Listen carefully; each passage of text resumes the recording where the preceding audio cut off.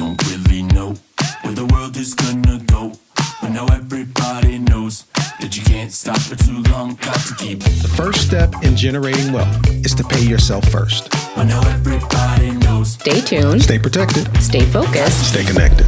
There's a lot of different types of HELOC products that are now on the market, some of them geared towards velocity banking, and that's really good news. This is probably the largest asset you will ever have in your life. Right. Here's some direction and some instruction on how to leverage this vehicle so that you can help yourself, help your family, accomplish your goals. We're not educated that way. We use this strategy to pay off our home in 4 years. Validation of your retirement account says what you thought was a retirement account is no longer one. When I tell you, you're going to be shocked to learn. If you didn't come from a wealthy family, You can make sure a wealthy family comes from you. So it starts with pay yourself first today, Yeah, starting today. right now. Put your money in somewhere secure. It's about the ability to not lose. I will take base hits all day long versus winning and losing. Somewhere secure, compound your money, and then you leverage OPM, other people's money, to exponentially grow it. That's how you generate wealth. So whether you're joining us to crush debt or build wealth, time is the most valuable asset. and we're so grateful that you're spending your time here with us. Got to keep going. Good evening. Welcome back, everybody. We've been gone for a minute. Just a little bit. Yeah. Just a little bit. We had to get over some stuff. Hope none of you have gotten it. But we've been really excited to share this particular case study with you for a couple weeks now. Yeah. What's interesting is, obviously I get a lot of interesting calls. What intrigued me about this one was a couple who, you know what? They didn't really have a dollar in mind. It wasn't a debt they wanted to eliminate. It wasn't something tangible that we normally talk about on this channel. It was a very simple ask. I want to spend more time with my grandkids. And I was like, you know what? And you damn well should, And so it's kind of identifying where are the opportunities so that this couple can spend more time with their grandkids. Yeah. This is also, if you've ever wondered to yourself, like, is it this or that?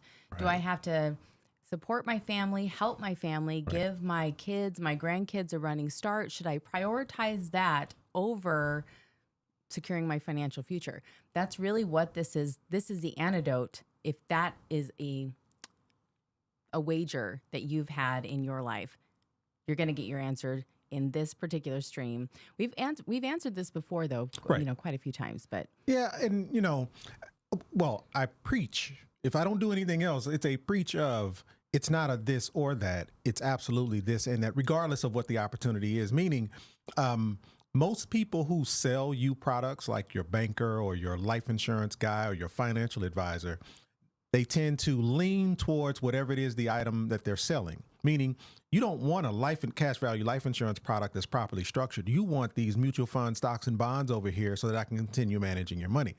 When in truth, it's really more of an and conversation. How can we all work together to be able to accomplish whatever that goal might be? And I think this is a prime example of that as well. We've got a couple here who are checking the right boxes, doing the right things, but I don't know that everyone's on the same page as making sure this is an and conversation.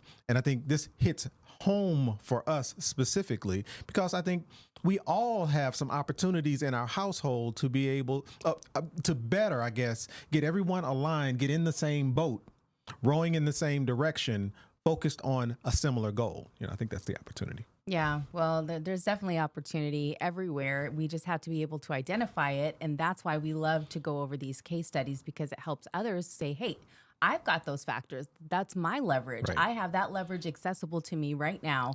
How can I better utilize it? And so that's what we're going to walk through. Yep. And a couple things. This is a basic velocity banking example. We're going to jump right into the numbers, but I think there's an opportunity to kind of peel the layers back and go a little bit more, I'll call it a little bit more in depth on the psychology around what we're talking through. So we are going to jump right into the numbers, but I do want to hopefully at the end take a little bit more time and just talk through, just answer some basic questions. And last thing, I will do my best to not cough all over this live, just so we're clear. But if I do, I apologize ahead of time. I'll try to mute. Thank you. Yeah, I'll try to mute. All right. Well, let's jump into it. So if you've got a HELOC, if you've got some home equity, if you're looking to help your family and build a family bank and help strengthen what that dynamic looks like, you're going to love this. Let's jump into it. Let's do it. The goal should be, where can I achieve exponential growth? Exponential growth.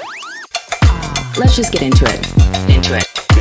Let's just get All right. And can everybody hear me okay? Everything's good? So today is going to be a velocity banking example. However, there will be other aspects to this this example today that we're going to highlight, leveraging a home equity line of credit, even I think a self-directed 401k loan. I mean, a 401k loan is even involved in this example today. So we're going to hit on a few of the topics that I like to cover, and that is, just kind of focusing here in this area.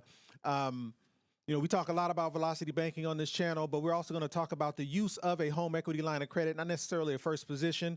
And we're also going to introduce some of the aspects of, what do you do next? Once you've freed up that cash flow by using velocity banking and leveraging a debt tool like a line of credit, what do you do when you have that cash flow freed up? Well, there's an opportunity to get another vehicle working for you. And we're also going to highlight in this example, what would it look like if you were able to borrow against maybe a previous employer plan or a current self-directed retirement account to be able to assist on this journey as well. So we're going to kind of dig into some of those details. And again, as I mentioned, we are just basically talking about velocity banking. The objective today is to kind of spend some time breaking down velocity banking and walking through this example. And for those of you who may be unaware, what is it?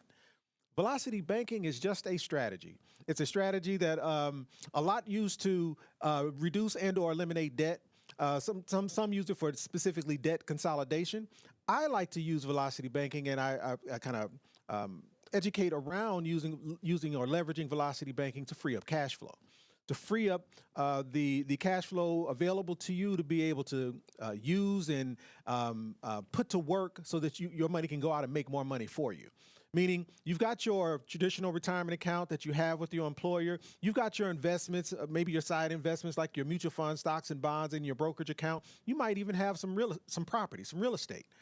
But is there another opportunity to take some of that cash flow that you're, I'll say, increasing by following a strategy like this? Is an opportunity to take that cash flow and put it to work elsewhere. And what are those benefits? Obviously, using velocity banking to pay off debt faster. Also, interest savings, when you are chunking away at debt, what ends up happening is you're reducing the amount of interest that you're paying on that debt. And I wouldn't necessarily call this an interest savings, but it's maybe an interest avoidance. And you're using that cash flow to, be able to do other things. And then with that increased cash flow, there's some secondary impact here as well. As you're eliminating debt, what's happening to your credit score? Well, 9 times out of 10, when you're in the throes of it, when you're in the midst of reducing and or eliminating debt, your credit score might be negatively impacted. But as that debt starts to become eliminated, what ends up happening is you are strengthening your credit profile from the bank's perspective. And my favorite is getting multiple uses out of a dollar. Being able to drive your income through some type of debt tool, using that debt tool to pay off debt. And then in addition, using that cash flow to do other things. So it's ultimately getting multiple uses out of the same dollar, which is the objective. And what do you need to be able to do that? What are the vehicles you need to have in place in order to effectively do velocity banking? Well, you got to understand your numbers. And that ultimately means what's coming in and where's that money sitting? What are your expenses? What are your debts? And when I talk about expenses and debts, I'm talking about the minimums. A lot of us pay extra on our credit cards, or we pay extra on our mortgage. But I'm saying, what are those minimums that you're paying on those bills? Because I want to understand what's your cash flow. And based off your cash flow, we will identify what is the best debt tool to be able to address these expenses and these debts so that we can ultimately increase your cash flow. And where this cash flow sits is important. Where this cash flow is sitting today can impact whether or not you can leverage and use it to do other things. If it's just sitting in your checking account, how much value is being is happening for you there? If you're moving that cash flow and it's sitting in your savings account, that interest that you're receiving inside of your savings account, is that good or bad? Is that better or worse than if that cash flow was just simply sitting on a debt tool, keeping that interest on that tool down? And when we talk about velocity banking, again, the thought process is income comes into your normal checking account, And then from your checking account, that income goes and sits on some debt tool. Now, that debt tool can be many different things, but in most cases, the best case, it would be a home equity line of credit. And then you're paying bills from that home equity line of credit. But what ends up happening is that cash flow that's left over is sitting on this debt tool, ultimately keeping the balance low and ultimately allowing you to accrue as little interest as possible. And in today's example, again, it's pretty basic. It was not about passive income. It was not about replacing their current employer or firing their current employer. It wasn't about any of that. It was very simple. It was, hey, we are wanting to spend more time with our grandkids. And how many of you feel the same way? I know it's something that we've been talking about is what does that WTF moment look like? What does that freedom look like? Yes, we control our time, but we are also entrepreneurs. That means that our time is pretty filled with making sure that the people around us are taken care of as well. So what does that look like? And for this couple, the goal, the focus is what does it look like to be able to spend more time with your grandkids? And to me, I think the tough part for me when I was sitting with this couple is what kind of value do you place on that? Like, is that a number? Like, in order for you to be able to spend more time doing the things that you want to do, whether it's with family or just purposeful, I want to spend more time working with or for a charity or my church or my sorority or my fraternity, whatever the opportunity might be. What kind of value would you actually put on that? Like, what's that dollar amount? Because when I have my consults, what I'm looking for from you is I'm looking for the math. Hey, this is what I have today, or here's where I am today. Here's where I want to be, so there's a gap. So what are those vehicles we need to put in place to be able to eliminate and or close that gap is the question. And so what value would you put on my job? My objective is just to be able to spend more time with the people that I love, which I thought was pretty powerful. So to break down this couple specifically, we got Jim and Judy, age 50, right around my age. They have great income. They've got about $16,000 in income, and their cash flow is pretty decent as well, about $1,200 a month in cash flow. Nothing shabby about that. Their goal, again, the goal is to be able to spend more time with the grandkids, but they've got a few challenges. One of them is this piece. And I think this is the part where I think there's an opportunity to spend more time kind of talking through it, not just blowing through the numbers, although I am going to go over the numbers pretty quickly, but it's that prioritizing family over their future. How many of us are doing this and don't even realize that this is the action that's actually happening? And so we're going to talk through a little bit of that. They currently don't have enough to be able to retire currently, and they are currently paying on this a mortgage on a rental. And again, we'll dig into some of that information as well. But another question: do you ever feel like putting your family first means actually falling behind on you being able to accomplish your goal? Like, how many of us are feeling that way, especially during the holidays? Like, this is a perfect time of the year for a lot of us to feel this way around, going into debt to make sure our families have a great Christmas. Like, how many of us are in the throes of that right now? Yeah, no doubt. And so as we walk through this example, I think this was one of the challenges that this couple was facing. Is it was understanding what to do first, what action to honestly take to be able to, if the goal is to spend more time with family, they need to kind of look inward and focus on themselves. And, in my terms, it's pay yourself first. Before you pay a bill, before you pay your mortgage, before you pay a creditor, before you take care of your kids. We'll get into that. I know it sounds weird. Hello. But it's pay yourself first. Why? You taking care of you is the best thing that you can do to put yourself in a position to be able to take care of others, right? Yeah, but they put the oxygen mask on yourself. That's it. That's the part.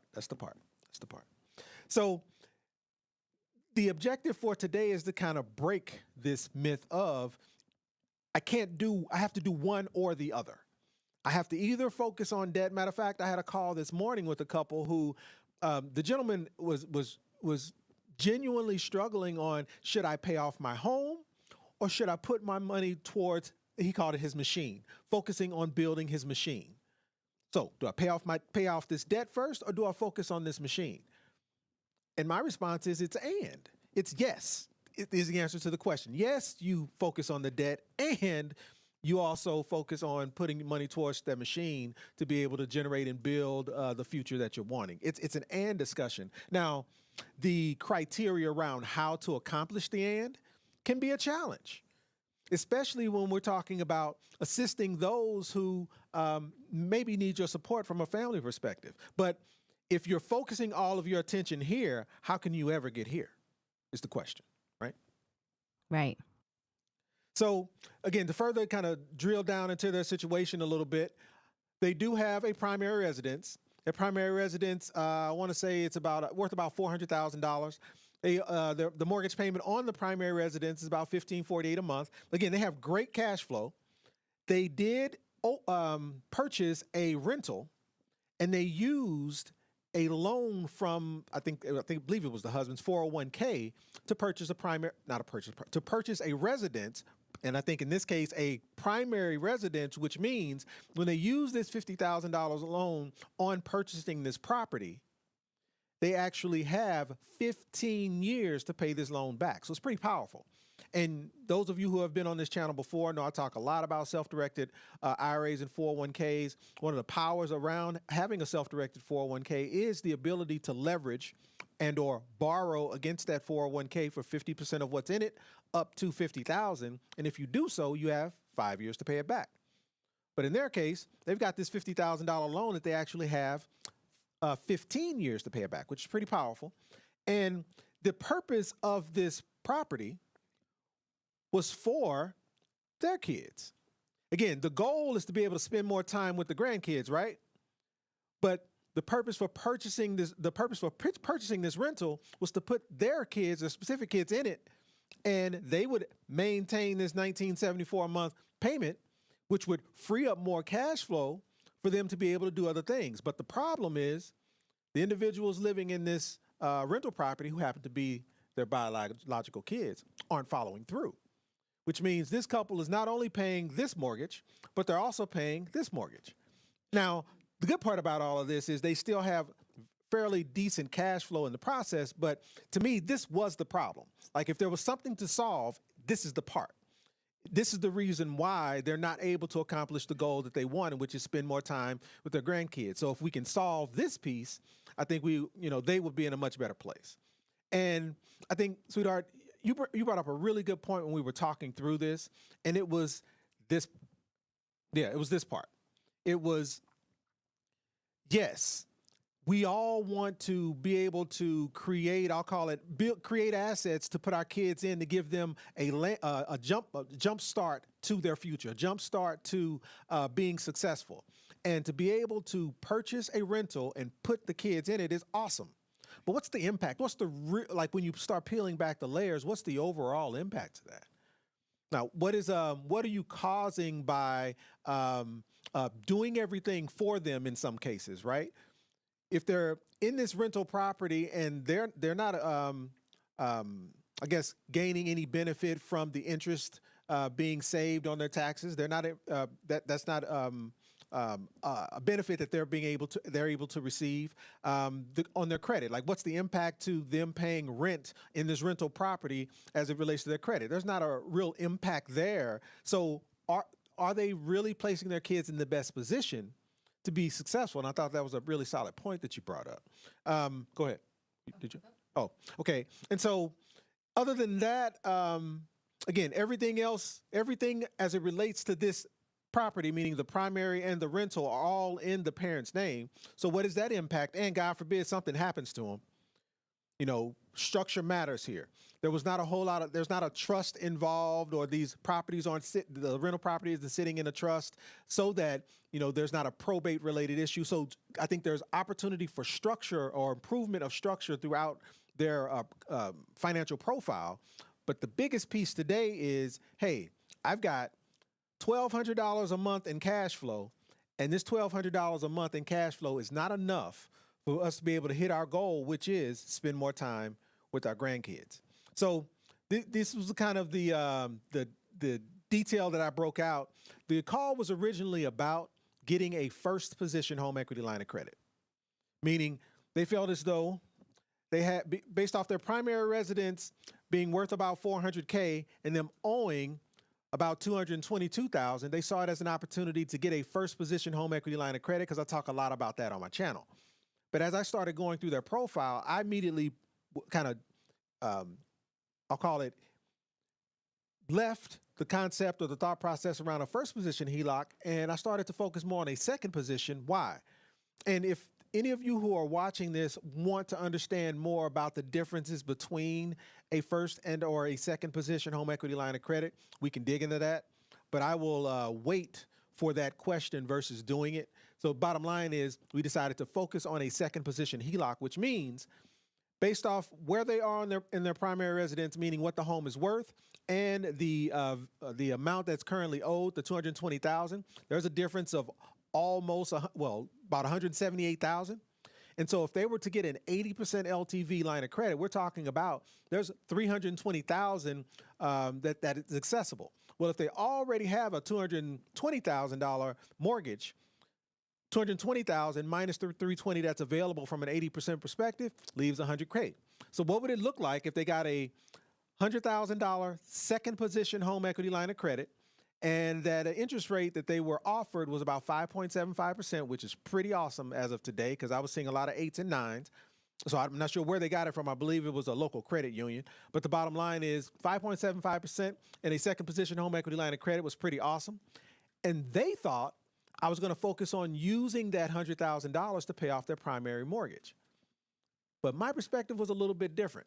What I thought was, what would it look like if you take that $100,000 and all of that $100,000 second position home equity line of credit and dumped it into this rental?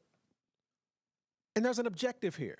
The objective is to put this rental in a position to where that, like, I get it, almost a $2,000 a month mortgage payment for their kids is pretty steep.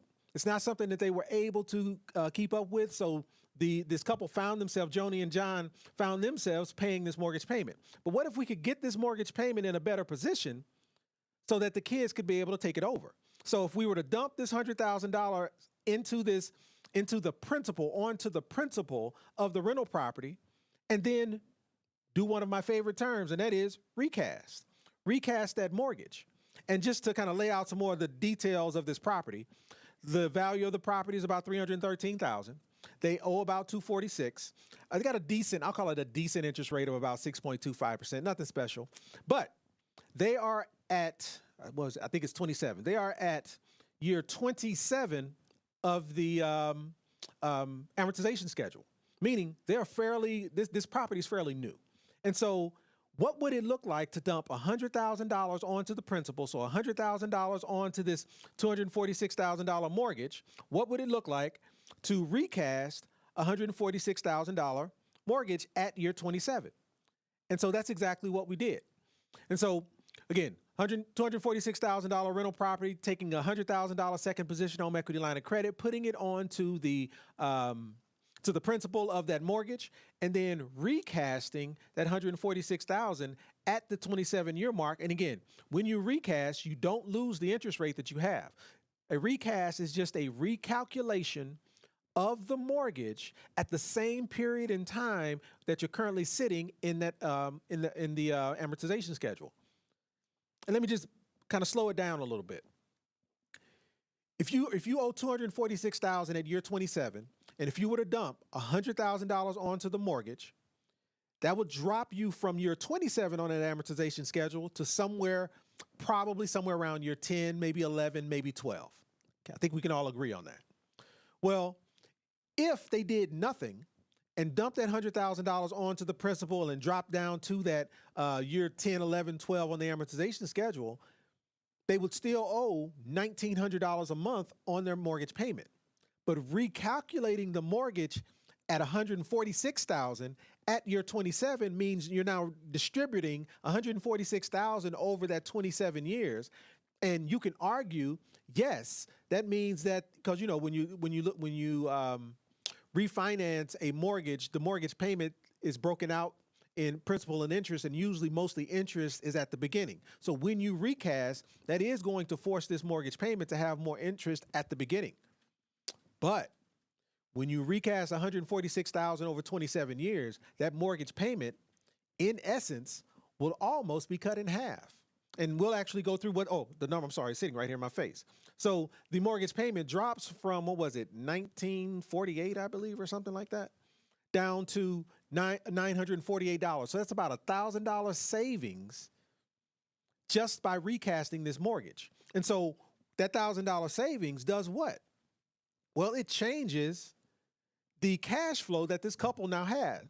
It went from a cash flow of $1,234 bucks, and the cash flow ends up jumping up to about $3,400. Like, where did I get that number from? Well, here was the thought process. After dumping this $100,000 onto this mortgage and recasting it, it dropped the mortgage payment from $1,974 to $937. And from this point forward, this $937 a month will be paid by the tenants in this rental. I didn't say kids. I said tenants. And the message I was trying to send to this couple was, if the goal is to put yourself in a position where you can focus more on what it is you want to do, I think we need to place these the renters in your rental property in a position to be able to stand on their own 2 feet. And I simply ask, do they feel as though a $937 a month mortgage payment would be a little bit easier for the kids to be able to handle? And they thought that was again, eyes got big because they saw the opportunity where, yes, this would be an opportunity for the kids to be able to take this over, and they would, I'll call it, relinquish any responsibility for maintaining this property. Let's place it all on to the tenants that are in this rental property. So not just the mortgage, but what about the property taxes? Like all of it. Let's give it all to them, because they're in a position to be able to do so. And again, it's a huge difference between the $1,947 that they were paying and the $937 that's available now. Okay, to be fair, what they were actually trying to do is build a family bank, right? Yes. Okay. Yes. Okay. Yes. They're trying to build a family bank, and they want to help their kids, essentially. But you went going too fast, I think. They got a rental property, and the rental property ideally was meant to be, right, a vehicle that they could absolutely leverage and use to assist with whatever the legacy is going to be. So I agree with that. Yeah. But then when you now you have grandkids, Right.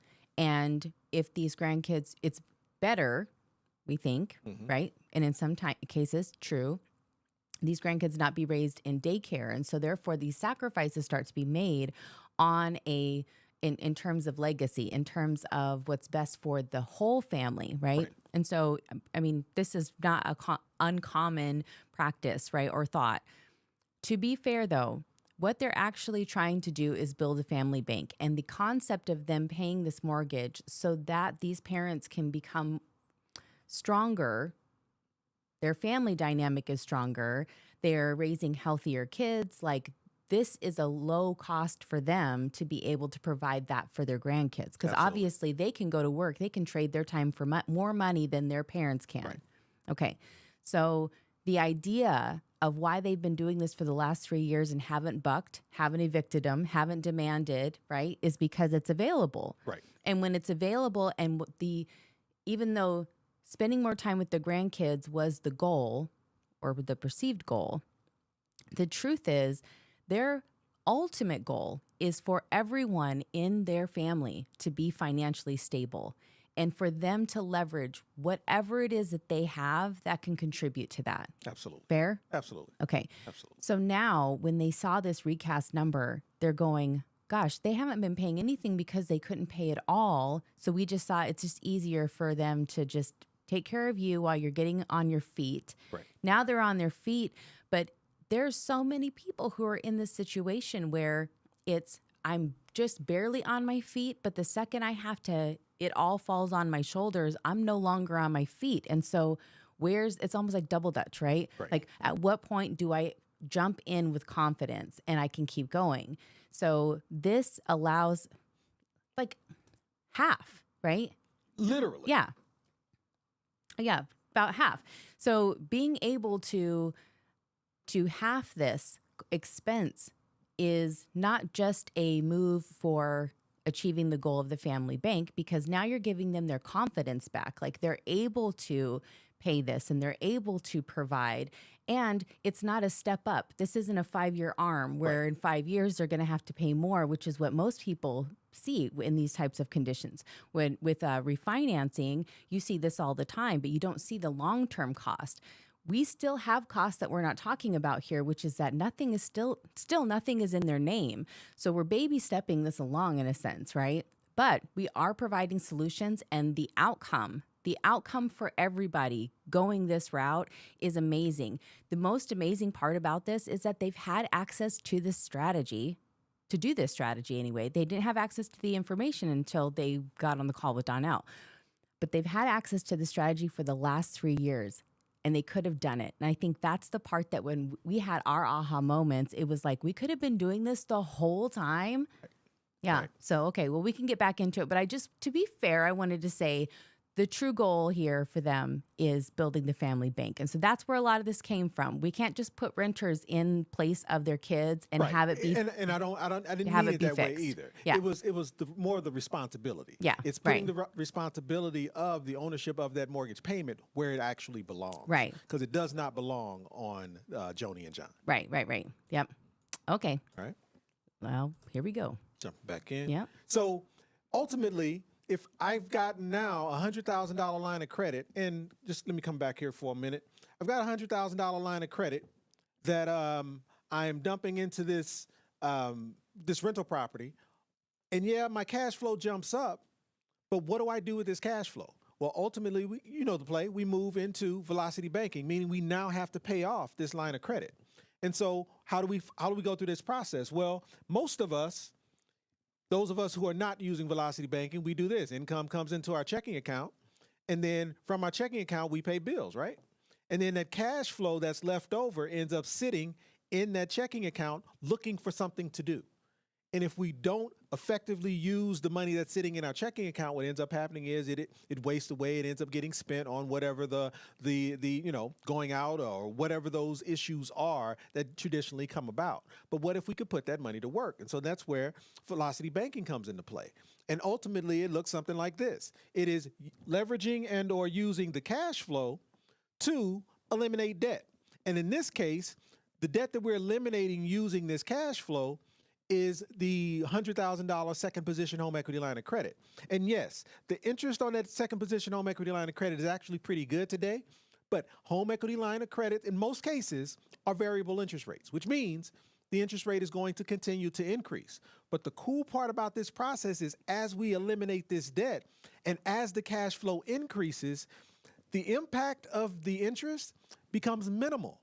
Meaning, regardless of how that interest rate might be changing over time, because the cash flow is continuing to build and grow, the impact on that growth is negligible. And in addition, depending on the type of debt that you're paying off, there's other incentives that come along with that as well, like mileage or cash back opportunities when you're paying off credit card debt and things like that. So there's other incentives that also impact your ability, not impact your ability, there's other incentives that comes along with increasing your cash flow and using that cash flow to eliminate that debt, as well as the negative impact or the lack of a negative impact that the interest rate increase might have on it. So, okay, hold on. Go ahead, sweetheart. The other part that's really important here, I'm going to be small because I'm going in the game. Here we go. Okay. The other thing that's important here is that these right here, these bigger chunks of cash flow that you can pick up along the way, right? Yes. These right here, when Pac-Man goes and eats the bigger pellets, he now can eat the interest. That's right. That's the point of why we use this. They turn blue, right? They turn blue, so they absolutely it becomes absorbable. Right. Absorbable.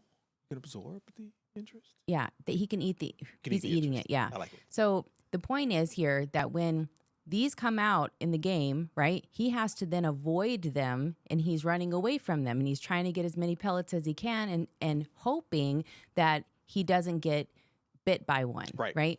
But when he eats the bigger pellets, he can then go eat the interest. Right. That is exactly how it is with velocity banking. When you start chunking away and now you've picked up more cash flow, now you're in business, now you can go and eat the interest, right? And so therefore, if you don't do this though, and the interest gets too big and you're not able to complete the level, you can't go to the next level. You have to start the level all over again. And that's essentially what interest is doing to us every single day, is it makes us, we come right back and we got to start the level all over again. Right.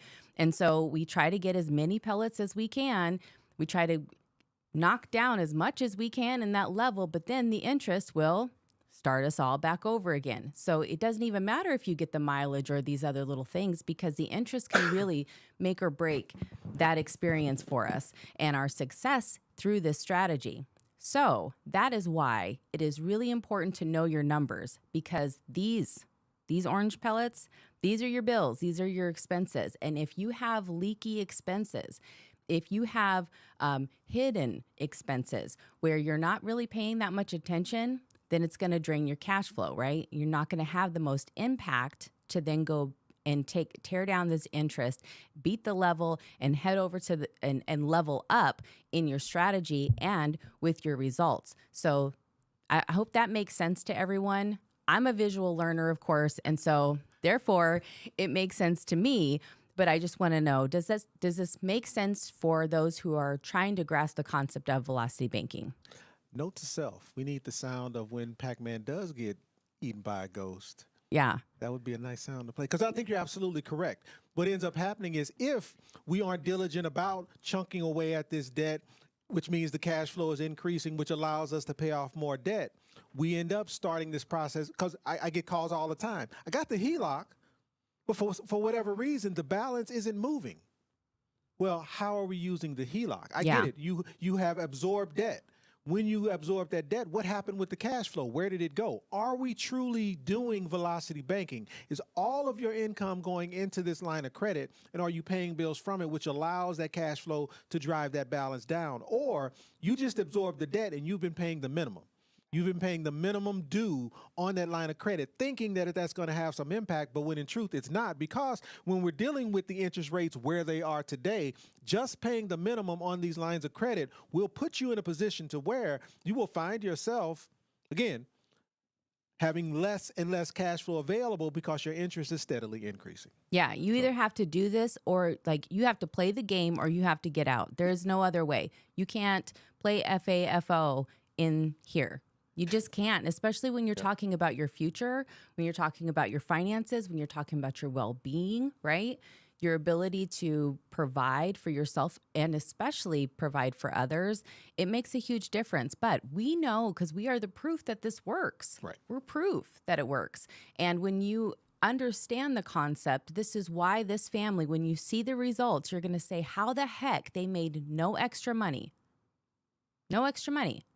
They used the same resources that they had available before they got on a call with Donnell, and in 30 minutes, they were shown this map of how to get, not only to reach their goal, but to reach goals that they didn't even think that they could have achieved. So that's the power of leveraging a strategy and putting it to use, but understanding why it's effective. Yep. Yeah. Absolutely. So, and we talk a lot about, or I've talked a lot about, debt tools. Why do most people mention a HELOC, or at least why do I mention a HELOC as often as I do as it relates to a debt tool? Because can you use a credit card as a debt tool? You can. I've done it. But is it efficient? Meaning, in most cases, do credit cards allow you to put all of your income in and pay bills from? In most cases, it does not. In most cases, if you're using a credit card as a debt tool, 9 times out of 10, there are some bills you will have to just continue to pay in cash or by cash out of your checking account. Can you get a personal line of credit? Can you get a business line of credit? I've got self-directed 401k loan. A self-directed 401k loan, or a 401k loan in general, cannot necessarily be used as a debt tool, but it is a dollar amount that can be used and leveraged to help consolidate debt, to help you achieve and receive or get a debt tool. And there are obviously there are other vehicles out there that we don't mention, but I like to focus my attention here because, to me, if you're using a credit card for velocity banking, your objective is to put yourself in a position to where you become, I guess, more credit worthy to be able to achieve one of these. And maybe you don't own a home. So the objective is to put yourself in a position with these vehicles so that you can put yourself in a position to be able to have an asset that you can actually leverage and use as a true debt tool. Go ahead, sweetheart. Well, to be fair, a lot of people are just trying to become debt-free, which we do not agree with. But well, and the becoming debt-free part, it's then what? Like, you can be debt free and broke at the same time. And right? Yep. And that was kind of the conversation I had this morning with a couple as well. He was so focused on becoming debt free. It was, hey, not having debt doesn't necessarily put you in a position to where you can now take those trips or do those other things that you're wanting to do. So it's making sure you're putting your money to work. Yeah. Well, it's then what? It's what do you do after the debt is gone if you haven't focused on building wealth? Right. And that's the power of a strategy like this, because if you're paying attention, you can do both at the same time. Again, it's not the this or that conversation. It's not I can maybe build wealth and maybe have an exit strategy, or I become debt free. And we're so programmed, our conditioning, just as like adulting 101, right? Is debt is bad. So you shouldn't be in debt. Right. So that's where a lot of people have this idea of becoming debt free. And it sounds good. It sounds like it's going to make you feel good too. Like that's the A. Right. I got an A in adulting because I've crushed all this debt. But did you build financial stability tax free, right? Like, did you know that was even possible? And that's what I think is so dope about these case studies, is being able to show people the path. So let's get back into it. But I think that don't forget though, the time impact as well. If it's, hey, I want to become debt free, how much time did it take for you to get there? And what was the impact of that time taken? Again, let's say I started paying off my home when I was 40. It took me 10 years. Now I'm 50. It took me 10 years to pay off my home. Hooray, I no longer have a mortgage payment. But I missed 10 years of compounding. I missed 10 years of my money working for me. Because imagine if I would have placed that same effort in putting my money in a vehicle that is compounding and growing for me. Is it possible that in 10 years I could have still paid my home off, but now I'd also have a vehicle available to me that can also produce income? So again, it's not a this or that, it's a this and that. How can we get our money working for us? How can we send it out there to go get more employees to be able to help us accomplish our goals? Yeah, and where is your money and your leverage currently sitting, and what are you doing with it? 'Cause for a lot of people, they have debt tools available to them. They have leverage available to them. Knowing what to do with it matters. Absolutely. Yeah. So when we're talking about velocity banking, what we're saying is, hey, that income comes into your checking account as normal, but then at that point, all of that income then gets dumped directly onto that debt tool. In this case, a second position home equity line of credit. And as it relates to this couple, they've got a $100,000 balance that they're trying to reduce. So that what is 3, 4, 5, 6? That $3,400 in cash flow is what's being dumped into, or the $16,000 is what's being dumped onto this line of credit, and their cash flow, that 3, 4, 5, 6, that $3,400 is what's sitting on that line of credit, and they're actually paying bills from the line of credit, which allows that cash flow, as I mentioned, to just simply sit on that debt tool, reducing the amount of interest over time that they're paying. But what does that ultimately look like? What we're about to walk through is something that you can absolutely do yourself. It's as simple as going to selfdirected.info/live and grabbing your own sheet. The information I'm about to walk you through, the information that I pulled came directly from these sheets. And the graphical representation of how debt was eliminated or is being eliminated comes straight from these sheets. It's in the debts tab. So simply go to selfdirected.info, grab your sheet, and this is exactly what it looks like. And I'll drill in on areas where I need to, but to just high level go through it, they've got income of about $16,550 every month.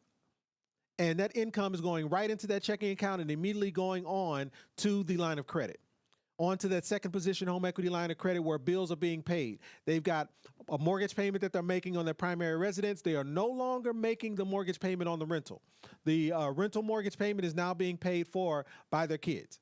And so there's other dollar amounts also being paid. And again, they have other expenses, just like we all do. We're talking electric, water, phone, whatever the case may be, totaling of somewhere around $8,200 a month. And then they've got debts they're paying off as well, to include the second position home equity line of credit. And notice, if they only focused on paying the minimum on that second position home equity line of credit, how many $348 a month would it take to pay off $100,000? And at the interest rate that $100,000 is sitting at, that second position home equity line of credit, that $348 a month is not going to reduce that balance at all. Matter of fact, it's going to cause that balance to continue to increase on a month-to-month basis.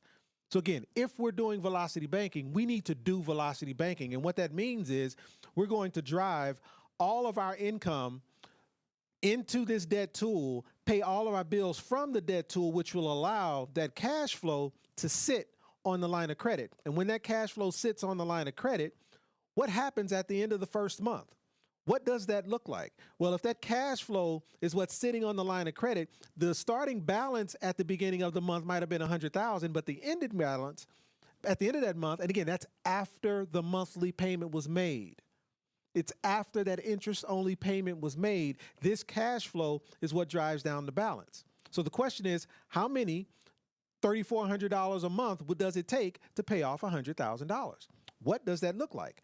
And one other piece I'll add here is this. In addition to this income, what I also learned is there's a $20,000 annual bonus. Oh, if I could spell.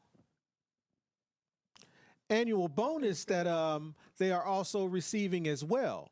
And so again, if we're doing velocity banking, the idea behind velocity banking is not only is your income going into that line of credit, but what are you doing with this annual bonus? Now I get it. Maybe you want to take a trip.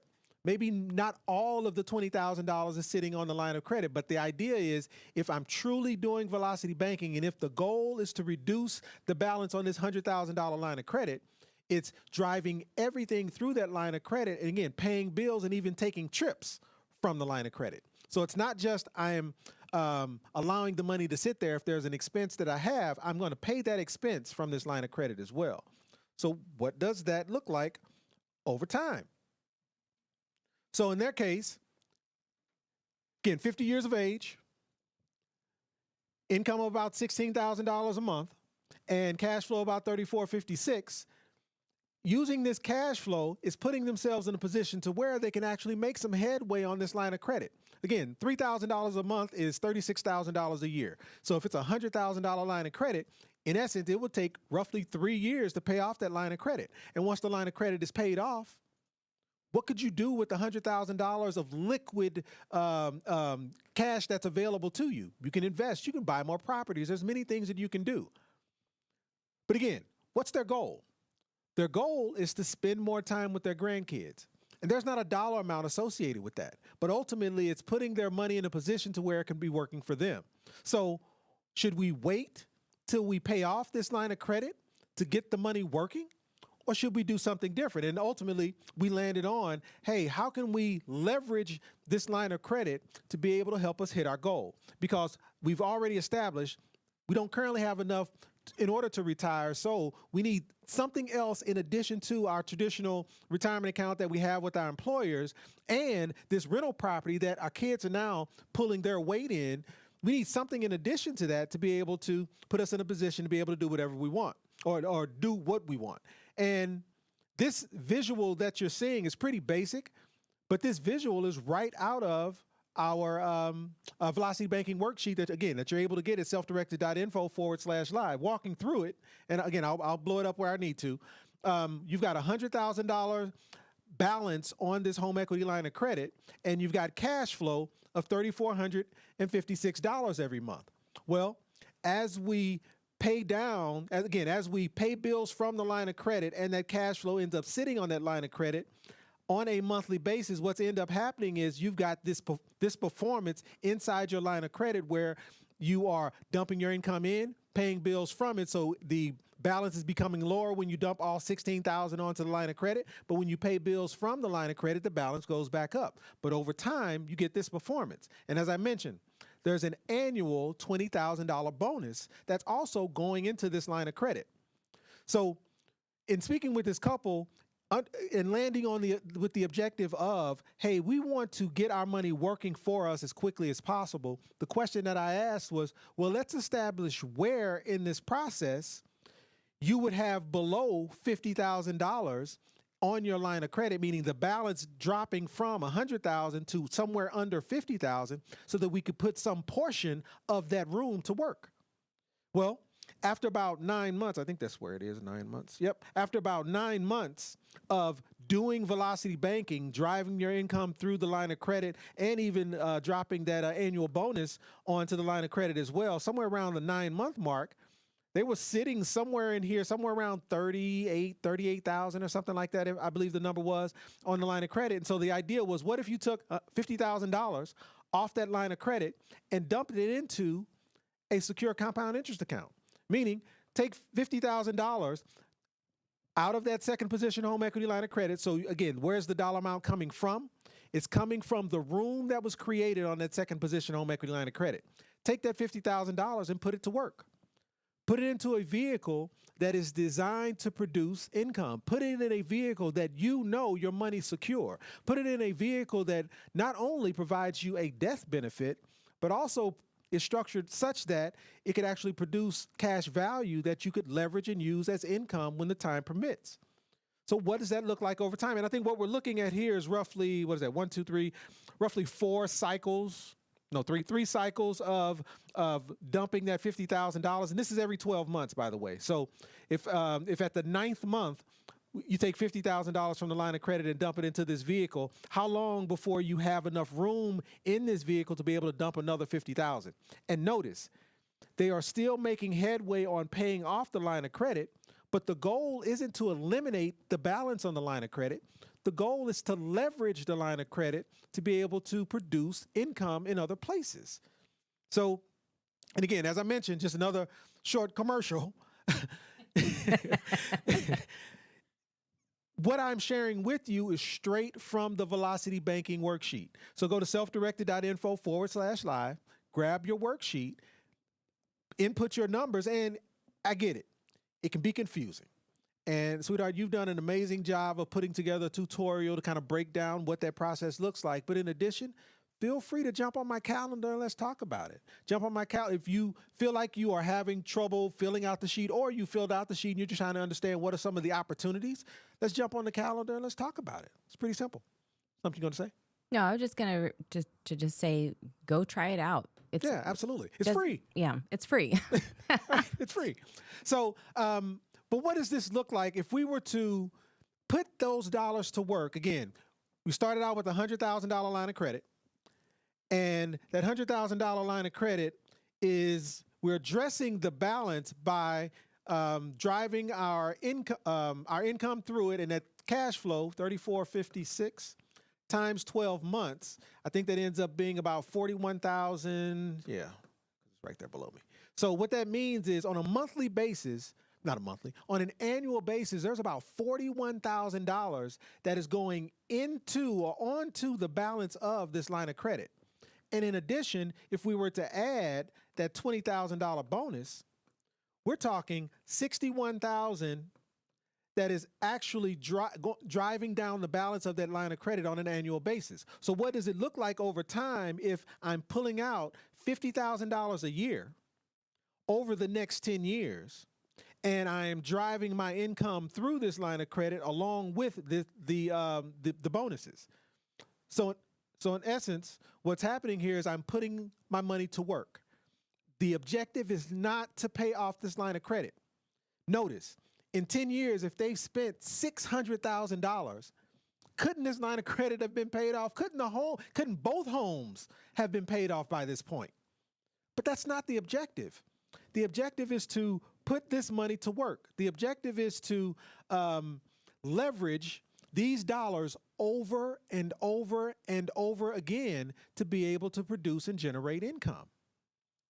Right, because again, you can be broke and debt-free at the same time. Absolutely. And so what does it look like once that's done? Well, in a 10-year span, by putting this $50,000 a year into a vehicle that's actually built or structured to produce cash value, they're putting themselves in a position to be able to achieve $65,000 a year. But where does that come from? Like, did I just pull that out of thin air? Go ahead, sweetheart. Well, and they've paid off the HELOC. Well, they have paid off the HELOC and then leveraged $50,000 off the HELOC to be able to put it to work again. So they've paid it off, used it, paid it off, used it, paid it off, used it multiple times. Right. Right? So where did this come from? And For those of you who understand a leverage IUL, we talk a lot about it, a lot about leverage IULs on this channel. This is just a simulation of what the performance inside of a leveraged IUL would look like. I know in the past we've used the MPI calculator, which we don't use anymore. So this is a vehicle similar to that is just simply identifying what a performance inside of a properly structured vehicle would look like. So at age 50, starting this at age 50, again, 9 months into their velocity banking journey, till age 60, so for 10 years, taking $50,000 annually and dumping it into a properly structured cash value life insurance policy with leverage, what does that look like? Well, notice how the cash value, again, in year 1, did they break even? Absolutely not. Year 2, did they break even? Absolutely not. Absolutely, I will. But in year 3, what happened? In year, oh, there we go. So what I was saying was, in year 1, did they break even? Meaning they put $50,000 into a vehicle like this. Do they have $50,000 working for them? Do they have $50,000 available to be able to use and do other things? Absolutely not. In year 2, do they? Absolutely not.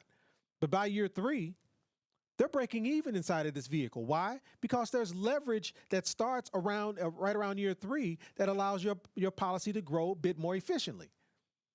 If you have a properly structured cash value life insurance policy, whole life or IUL, go look at it. Go grab your illustration. Take a look at when you break even inside your policy, because where you break even should tell you how quickly or how efficiently cash value is growing in it. If you find yourself not breaking even till year 10, meaning I've put in $500,000 into this vehicle, but I don't have $500,000, or I finally have $500,000 working for me, then that means how is it possible that you're able to do anything else inside this vehicle, especially receive income over time, if you haven't broken even yet? But notice, in a process like this, you break even at year 3. In 10 years, by age 59 or 60 years of age, you got about $655,000 in liquidity. And all we're saying from an income perspective is, at the 10-year mark, you're able to take somewhere around 10% in income for the rest of your life. And we can go a step further and say, well, if it's me, you're asking, should you stop contributing at year 10 and take that $65,000? You absolutely have the autonomy to do so. But my question is, why would you ever stop? Because if you didn't stop and you kind of run this out a few more years, what does this look like at 15 years? Again, following the same process, just a little while longer, which means you're leveraging the bonuses and you're leveraging the cash flow a little while longer. You're putting yourself in a position for $120,000 in tax-free income. $120,000 in tax-free income for the rest of your life. But again, what does that look like over time? Again, using the same vehicle, but just by adding 5 more years to this process. And again, I'll make it larger, sweetheart. Putting in $50,000 over that 15-year period, what does that look like over time? Well, you're putting yourself in a position to where by age 65, you've got cash value of somewhere around $1.2 million. What does that $1.2 million translate to as it relates to income? About $120,000 tax-free for the rest of your life. All because you did a couple things. You restructured your financial picture so that your kids could take care of some of the responsibilities that they should have been carrying the whole time. And you're taking that cash flow and you're putting it to work. So it becomes a win-win. Your kids are taking care of their responsibilities and you're putting your funds in a position to where it can actually work for you versus going towards just a debt. You're actually leveraging debt now to produce income. Go ahead, sweetheart. You about to say something? No, that was it. It's just you had the same leverage. Right. This is nothing different than what Nothing they had. new. Right. Nothing new. We haven't said if you got a promotion at work. We haven't said if you did something better. Now, is it typical for people to have their income? I don't think their income is that untypical. Right. I agree. And here's the thing. Let's say your income is half that. Then cut these numbers in half. Right. You're telling me you wouldn't be okay with $60,000 tax-free for the rest of your life? Well, just go back 10 years. What would 10 years ago, version of you, Yep. if you could go back and say, look, start this thing because in 10 years, we're going to need to have $65,000 a year in tax-free income that we can take for the rest of our lives. And if we keep feeding this machine, we can double it in half the time. Yep. And That's the power of compound interest. And that's it. And the other piece is, I get it. This couple does have, decent income, decent cash flow. But at the end of the day, it's just a math problem. Right. If your income is half that and your cash flow is half that, mathematically, the performance would be half that. And as you reduce and or eliminate debt, what happens to your cash flow? Your cash flow increases, which means you're actually putting yourself in a better position to produce even more compound interest faster. So at the end of the day, if we can drill this down to just a basic math problem, it becomes easier to solve as well. Yeah. Well, and this becomes a new standard for not just you, but your kids, right? Becomes a standard for them. You've already broke through and created a roadmap for yourself. You've prioritized this in a way that now they go, I didn't even know it was possible for that to become my goal. So now they will have financial stability because you did it. Whereas a lot of parents who are in this kind of this tug of war, Right. Emotionally, financially, with helping their kids versus securing their future, helping their family securing their future. A lot of the time, it's not just this or that. It's also, if I help them, I can help them be better than I was, right? Right. And that's always the TED Talk that we have as parents, right? Like, don't make the mistakes I made. Do better than me. It's so common to hear this. It's like a song, like a parent song, anthem. And the problem with that is they always want to know. Deep down inside, subconsciously, we're asking when we hear that, and we're the kids, right? We're hearing our parents say that. We're wondering, why didn't you do it then? Right. If you know this, why didn't you do it? And this is doing it first. Doing it while you can teach them to start doing it too. You don't have to wait until you've achieved it to be able to bring them along. That's the beautiful part of this. They don't have to, you can start where you are and you can start improving things with the leverage and access that you have right now versus waiting until you qualify for this huge thing. So to bring it all the way back to where they started, their kids could not opt in to being fully financially responsible for their family that they're creating, right? And they're growing because they couldn't do the whole thing. So the parents were going, hey, look, we'll help you out. We'll supplement. This is what we're going to do because it doesn't really harm us too much to do it today. Right. Today. The liquidity is there. Yeah, today. However, now they're able to contribute. They still don't have full control. The kids still don't have any leverage that they're building for themselves. So there's still kind of this mindset shift that has to happen for everybody on, we understand that the intentions are good. The intentions are good. The intentions are amazing. Building a family bank, you can't go wrong. Right. But this is why structure matters, because how you're structured could mean that even though your intentions were completely not just, they were good. We understand. The sentiments don't hold up in court, right?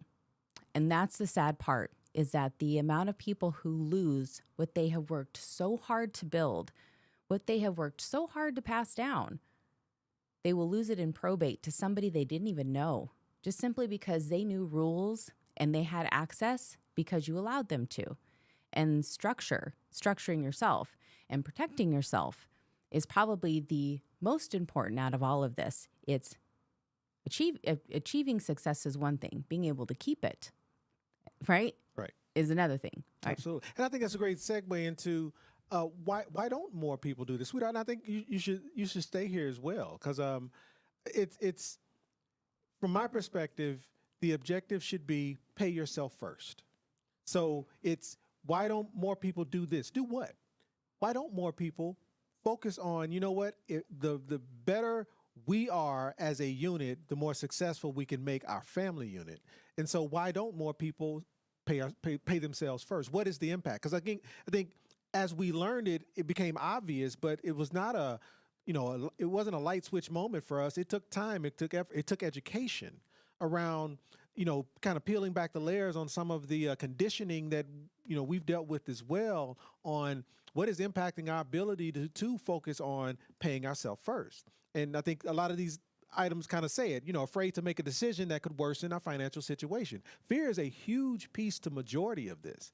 And there's a lot of, I'll call it gurus out there who leverage that fear so that you can buy their products, their stuff, and their things to keep you confined in this bucket. Right. Like you need the coaching because you can't learn this on your own. We don't believe that. We believe everybody can learn how to do this, and you need guidance, right?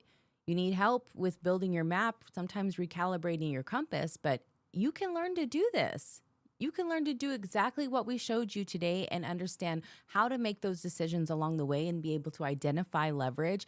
Why would you not need to learn how to do that? We don't know what those opportunities are that you're coming into every day, but you will, and that's why it's so important. Well, that's really behind the motto of getting self-directed. It's that you are in the driver's seat. Exactly. You have control and you're able to make confident, educated decisions that will change your future. Yep. And then there's the financial tools as well as the debt tools. It's one, understanding what's available.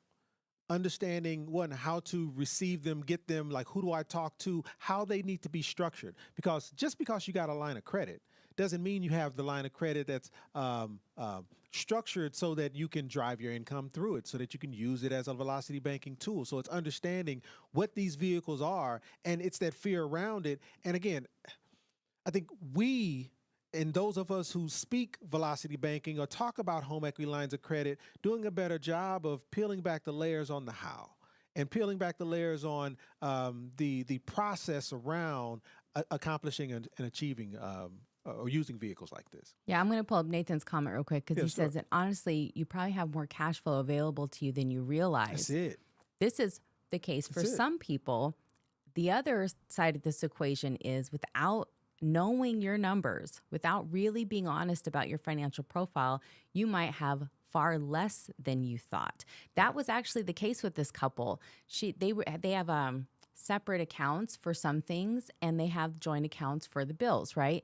So when she went through and she went, okay, well, we're just going to do it all with my husband's side of things because he does the bills part and I just like go to the grocery store. All I do, right? She was like, all I do is, and then she said, holy cow, when I put both of ours together and I really did like this sincere, honest assessment of our finances, she was shook, y'all. And that's the moment. That's really a freedom moment for most people because you can't do anything about it if you can't see what's happening. And it's okay.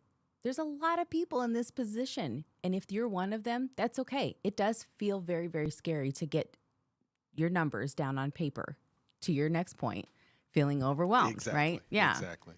And, it's to me, the waiting on the confidence to kick in piece, to me, I can only speak from my perspective. I think it's education for me. I'm a guy who, once I get it, I got it. But you don't know what you don't know. Like, this isn't something that's taught in schools. This wasn't something that, my mom or my dad sat me down before I, went off to do those adulting things and said, hey, these are the bumps in the road you need to look out for. Here's how you leverage these. We weren't taught those things. So it's for me, it's the education around subjects like this. And what I appreciate about you, sweetheart, is because I'm the way I learn and the way you learn are different. I think this becoming more of a visual space so that those who need those bits and pieces to this puzzle to be able to fully get it, it's important. And so I think I appreciate, how you kind of craft these things and would rather stay safe, even if it costs a little more. I run into this a lot. And this is that piece where I've had clients who have walked me through the hundreds of thousands of dollars they have sitting in a basic savings account in anticipation of some apocalypse that hasn't occurred yet. Imagine what that money could be doing elsewhere. But it's that fear. And again, if you scroll just a few pages up, I am confident we are all bombarded with a whole bunch of fear mongering around what is or what might happen.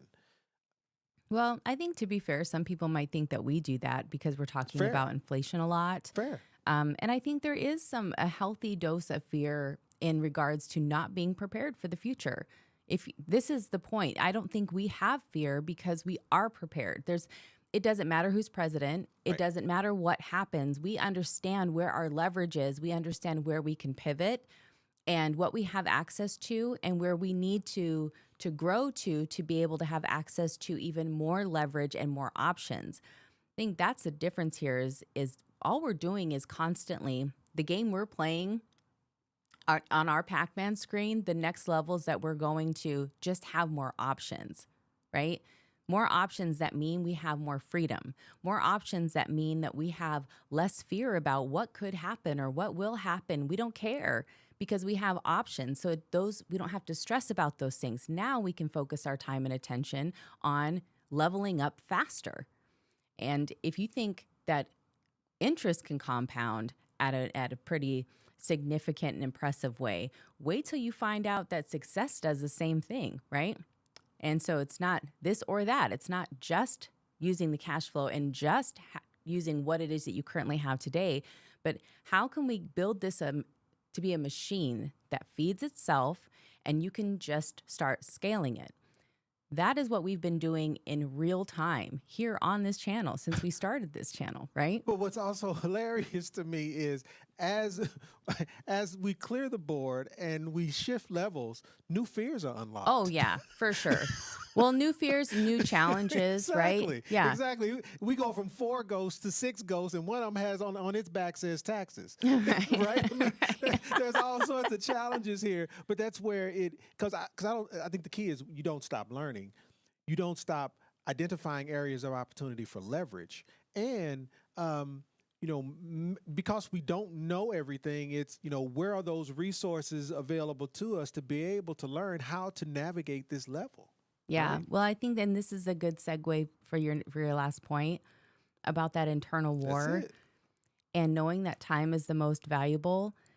We talk whenever we go to the we speak at the you speak, I'm talking to everybody. So we speak at these events, and when we're there, we have this one event in the evening, and it's the moonshot. We're talking about what that looks like for us. Are we done here or no? Yeah. Okay. Okay. It's the moonshot, and we talk about what is that big scary goal that we have, and that big scary goal. What this most terrifying thing above that?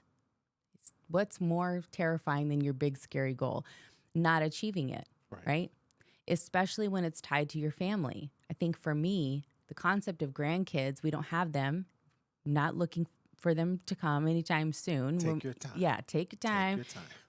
But I want to know what it's like to be born into a family that prepared a place for you, that was ready for you, that thought about you before you were even a twinkle in someone's eye. I want to know what that's like because I can only imagine if I were able to grow up and know that my grandmother, my grandfather had loved me so much before I even got here, that they had already prepared for me. They had already made things they'd already built leverage for things, ways for me to leverage and not have to struggle in the same ways that most people would have to, that they cared that much that they were able to figure out a way to enjoy life. They didn't sacrifice to have to do it. They found a way to strategize and work smarter, not harder, and then pass that down and know that those sentiments, those values were shifted from our family forward.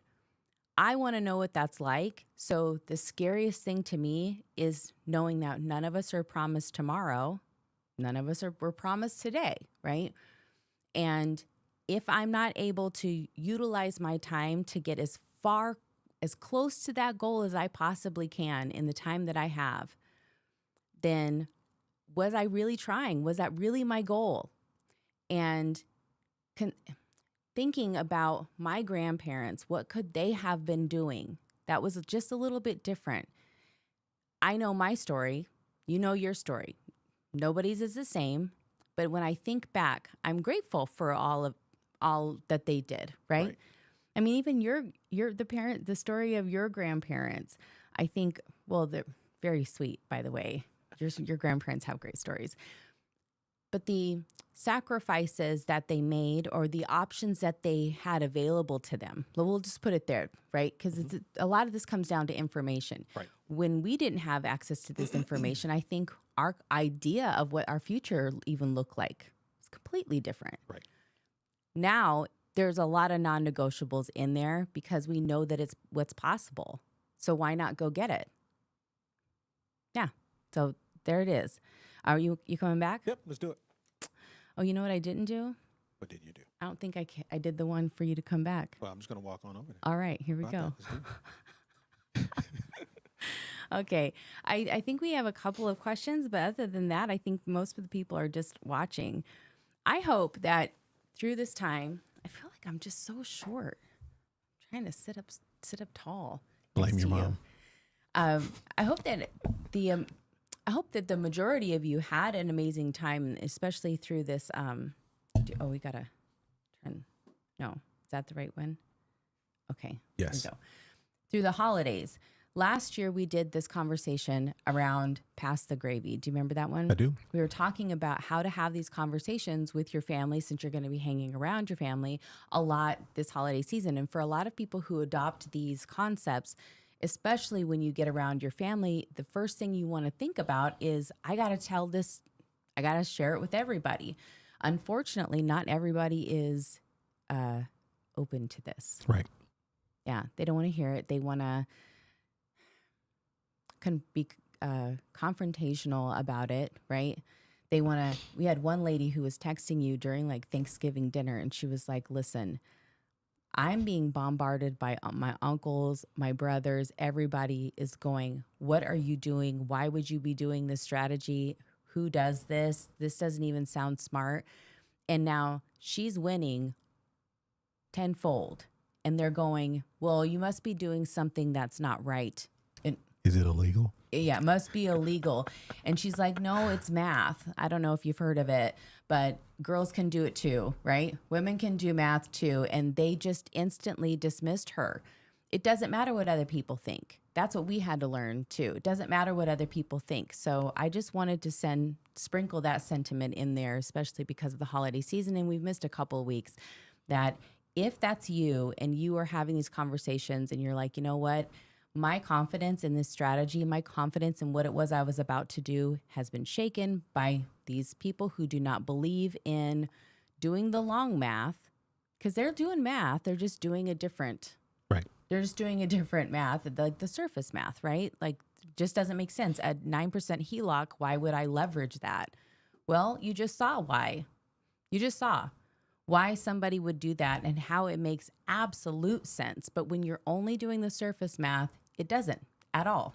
So I hope that what we've shared, this case study in particular, has encouraged a lot of people to do the long math. So do we have any, you said we have a few questions? Yeah, we do have a few questions. And if you have a question, put a Q in front of it. That will help us to identify it, and jump in the chat right now and do that so that we can make sure to save time and answer your question. Okay, we're going to start with Roger.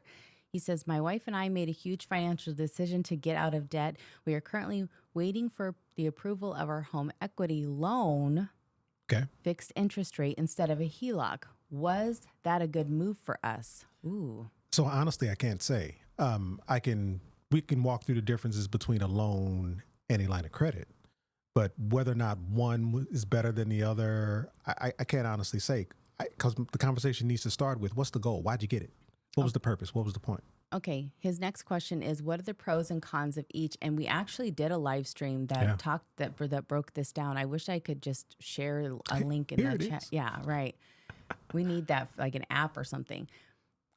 The pros and cons of each. If you can find the stream that has He-Man and Skeletor, because we used He-Man as the loan, right? Right. But high level, loan, line of credit. A loan does come with a fixed rate.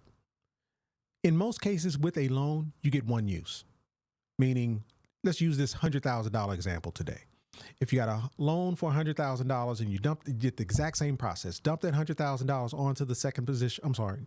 Dump that $100,000 onto the rental property. reduce the balance, recast, blah, blah, blah.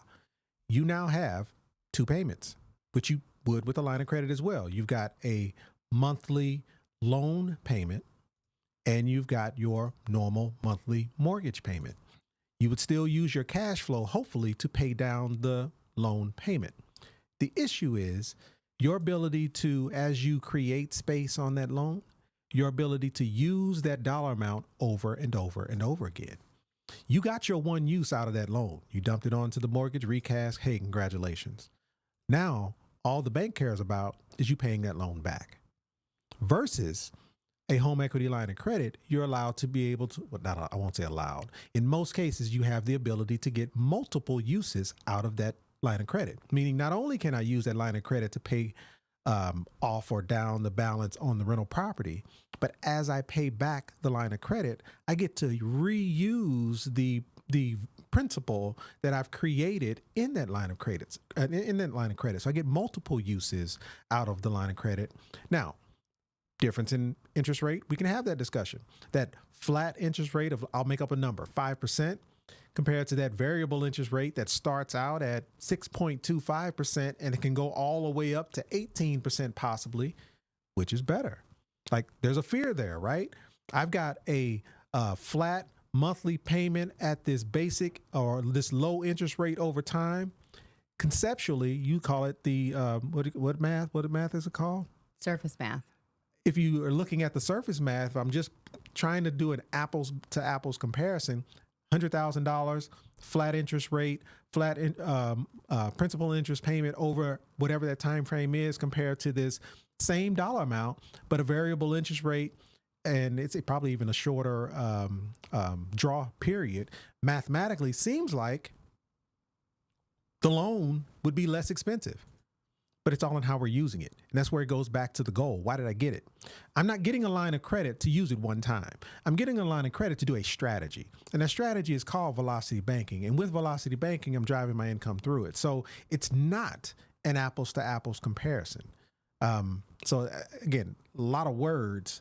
Don't know that I answered your question, but there are clear differences between a line of credit and a loan. And the biggest piece is traditionally how you use the vehicle.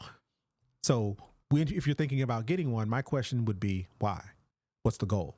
How are we using it? What's the purpose? Yeah, I think you brought up something that's pretty fair, and that's it's not the tool, it's how you use it. Exactly. And if that's what you have access to, because for some people, Deidre, she was saying she can't do a second lien HELOC because she doesn't have enough equity in her home, but looking to get a first lien HELOC, and hopefully I can, being in Texas. Well, that's... Well, you can, and here, I'll throw it out there now, because there are very few banks that will do a first position home equity line of credit in Texas, but I know PNC is one of them. But here's what you should not do. Do not go to a PNC branch in Texas. You need to go directly to the people who actually understand it. Now, I've done this enough to where there may be branches in Texas that get it now, but I've always struggled with identifying the right people in the state of Texas that understand how to leverage and use. Yeah, you might have just offended some people in Texas. They're like, hey, we get it over here. My bad. We get it. But it doesn't even matter if you're in Texas, actually. You could be right here in Arizona where we are and still at Bank of America. That is fair. Where we got our first position HELOC, we ended up having to call around to find someone who understood that they even sold this product. Because people were like, no, we don't do that here. Yes, you do. Yes, you do, Bob. Get Grace on the phone. That's her name. She's the GOAT of Bank of America. Give Grace a raise, Bank of America. Okay, we have, I think that's really all the questions. But I just want to circle back to the concept of a HELOC, because there's home equity agreements, home equity loans. There's a lot of different products. Yeah, a lot of different products. Then you have CMG, right? All in one. All in one. So what the heck is that? And so when you're trying to make sense of all of this, like how do I leverage equity that's in my home? If this is a point of leverage, if this is the biggest point of leverage for most people, it is, right? It's the most expensive asset or the biggest asset that they will have. Absolutely. Right. So why not utilize that? But if you're spraying your cash flow everywhere and you're not able to consolidate it to have the biggest impact, then you are chasing away. you are running from interest is what you're doing versus compiling it all together. Now you're financially stronger and you're able to eat away at the interest versus running away from it. It's totally different. But again, this is not a this or that strategy. This could be this and that. Absolutely. You can avoid interest while also reducing interest.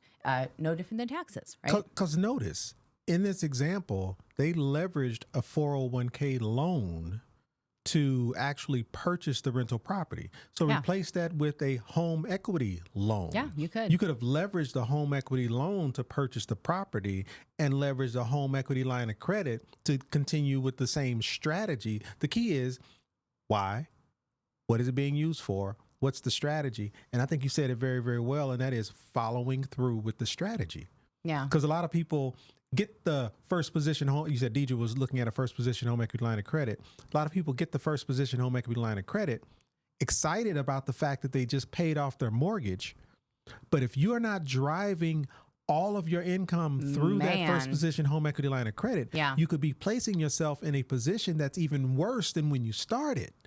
And then saying, my HELOC doesn't work. It's not working for me. Right. And that is where a lot of people are. Especially when it comes to that emergency fund, the idea of feeling warm and fuzzy with your savings nice and secure in your savings account or wherever you're holding it, under your mattress, wherever. We don't judge. We just don't think that it's working for you there. So put it to use. That's all we're trying to show people how to do is just, let's see what it is that you have. We're like the Iron Chef, right? Like Iron Chef, like what's in your basket, and then let's talk about some recipes that we can do to make something that is not just going to feed you, but something that is going to delight your senses, something you probably couldn't have thought of on your own, and let's make it exceptional. That's the difference here is when you have someone, for the Iron Chef analogy, you have someone who understands what these ingredients are and how to use them.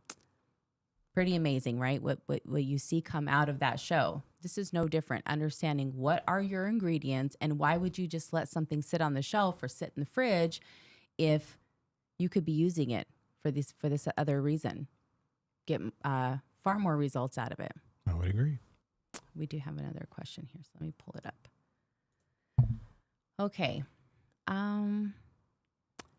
Johnson, welcome to the show. Is it safe to assume that Bank of America has the HELOC as a product in every state since it has branches in the majority of states in the union? I'm going to say in most cases, yes. But the truth is I don't know, because the interesting thing about banks is they get to make their own rules. Yeah. I do know there are states that limit how you can access lines of credit. And again, Texas is being one of them. In most cases, if you get a home equity line of credit in Texas, there are specific rules you have to abide by. And that's separate from any strategy that you're wanting to do. Meaning, I run into a lot of people who have a line of credit in Texas, and they are required to take, I think if they're going to use the funds in the line of credit, it has to be in increments of $4,000 or more. So my point is there are just these rules here that, again, may be inherent to different states. So therefore, does Bank of America offer home equity lines of credit in every state? It's possible, but they could also choose not to. And I can walk through a list of banks who offer certain products in certain states, and why it's not all 50, I can't tell you, but it's just, they have the ability to do what they want. And I think there's also regulatory challenges there that some banks have to abide by certain things that others don't. Credit unions compared to banks and so on and so forth. Yeah. Well, knowing your options is important. And that's where I'm a fan of interviewing banks. Oh, yes. Right? Yes. So definitely do that. It's not just accepting what this first bank is offering you. Take what this first bank is offering you and go right across the street, right next door, and share with them what the bank next door offered and see if they can match it or beat it. Or the credit union down the street, or your company's credit union, or whatever the case may be. Interview banks. And I think when you do that often enough, the tables shift, because you walk into a bank and they think you need them. Right. But when you start asking them questions and comparing what you received from other institutions, they realize you don't need them at all. And so then the objective is to eliminate or reduce the defense mechanisms that they're walking in there with, to understand what is the truth. Like, what is the real interest rate I can get out of you based off the fact that, hey, there's other opportunities. If you really want my business, how far are you willing to go to be able to actually win my business? So Yeah, and some of these, especially when it comes to like Justin, for instance, he started with the same bank. Now he's establishing his own, like he's been doing velocity banking since he could qualify for a credit card. And so his credit is better than ours. And he's not done anything different. So now that he's been able to apply these concepts to his own journey in building credit, for him, it's just doing nothing but helping him build credit because of what he's doing. Right. Started when he was 18 doing velocity banking. He's 24 now. And Right. yeah, 800 plus credit score easily. Like Right. probably 860 or 850 or something, like something weird. And who else gets to have that conversation? Right. And not because he just happens to have, right? Not because he did some hack or we put him on cars and that's how he's qualifying, but because he actually has built that track record and those relationships. And so that definitely makes it different. And being specific, when you say built that track record, it's using the debt. Again, a lot of the message we receive is don't, but he's actually doing velocity banking, using a credit card over time, which all that has done is it has allowed the creditors to look at him favorably and continue to increase his credit. So. Yeah, got to be still got to be responsible with it. Yeah, absolutely. Roger says, so my question is getting out of debt to free up a lot of income. Is your explanation or answer still the same? Yeah. So, because again, we're talking about a loan, one use. So if I'm using that loan to consolidate debt, I've got a loan from a bank at a low interest rate. I'm going to use that loan to pay off a credit card debt at a higher interest rate. When I pay off that credit card debt, my cash flow is going to increase and I've got a flat payment that I'm able to make. My question to you is, when your cash flow increases, what are you doing with it?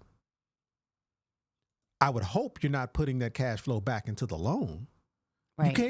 You can absolutely pay the loan off. Like I'm not saying don't. My point is there an opportunity to take that cash flow that you now have and actually apply a strategy to it to actually help you generate and build wealth? You know, so it's the goal. It's how you're leveraging the tool. Can you use a loan to be able to help you, check the boxes that you're wanting to check? Absolutely. Is that the only way though? It's not. Yeah. And if you're, I want to be careful about saying this because can you use, it's not the tool, it's how you use it. I do believe that, but sometimes why would you choose one tool over another if you had access to a better tool? But maybe that's all I could I can't get the word out. Qualify. Yeah, for. No, that's a different situation than choosing a loan because you're more comfortable with a loan than a HELOC, right? So Gabo actually brings up a good point about this, and it's the type of HELOC or the type of line of credit and the payment structure around that, what you're agreeing to. In terms of the loan that you're talking about, Roger, you're asking about, there could be a repayment consequence if you paid it off early. Whereas like the HELOC that we have, if we pay it off early, good on us, right? But there are some situations where you're penalized for doing a good job. Absolutely. And we did a live a while back breaking down our exact line of credit with Bank of America. It is not a good product. Like if I was out here interviewing banks for a line of credit, I would not have picked the line of credit that I have. Yeah. But the important part was that we got started. We didn't wait till we found the perfect thing. We got started. And it's how it's being used. It's the strategy being applied. And, so I think there's room here for the autonomy and flexibility to do what's necessary. It's all in the how and how you're using it and what the goal is, at least from my perspective. Yeah. And so what Gabo's saying is interest only versus principal and interest payments like the tool that you choose, right? No different than like a tool in the garage matters greatly how you apply it. But let's go a step further. like some banks disguise their home equity line of credit as just a big credit card. Like they advertise it as, hey, we are going to leverage some portion of your home equity. Here is your line of credit at whatever that interest rate is. And when you go to do a strategy like velocity banking and put all of your income into it, you learn that you cannot. Yeah. Because it's really what you received was just a big credit card. Well, and there's a lot of banks out there that are same thing. They're masking these HEA or home equity agreements as if they are home equity loans. They're not. And it is very much not a home equity loan in the sense of what you think a loan is. They are home equity robbery. It's almost like a reverse mortgage, but worse because you have to buy them out of the shares that they own on your property, which is a cool thing for people to be able to leverage if that's all they have access to. But it feels like a payday loan to me. It feels like the payday loan of home equity products, and I'm not here for them. I think that there's a lot of people benefiting off of them too. And here's how you know. You want to know how to figure out how a bank benefits from whatever the product is that they're selling, especially these ones that are running ads. Get it scrolling on Facebook, Instagram, wherever it is, YouTube, and you get one of these ads. Here's what you do. You go to the website, scroll all the way to the bottom, and then you look for anything that has the words, I like to spill the tea on this stuff, the words partners, join us, learn about how to be a partner. And when you go to those types of links in the pages, you can then get access to what their margins are. You can see how they talk about their clients, how profitable you would be if you came in, and at least what they're forecasting. Doesn't mean it's true. Let's be honest there. That doesn't mean it's true. But this is how they're marketing you and your interest in that product to their shareholders, right?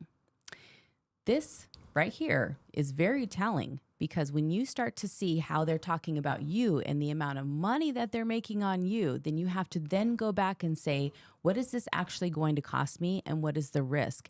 And what is the benefit for me to fail? Is the benefit just they're getting enough benefit if I use it exactly how I say that I'm going to use it? Or are they claiming that my fail rate is going to be a benefit to their shareholders, and that's what they're actually selling is my failure? Then what is in this document that may contribute to me failing? That's what those home equity agreements are riddled with. But it's easier just to, check the box of I read the terms and conditions than to read the terms and conditions. Yeah. Well, you should have ASMR'd that, because now, since the word is out, they're going to change where that's located at the bottom of the sheet. Like you giving away the secrets, right? Yeah. Yeah. Well, just look all around. Look in the hamburger menu. Look in the home bar, wherever it is.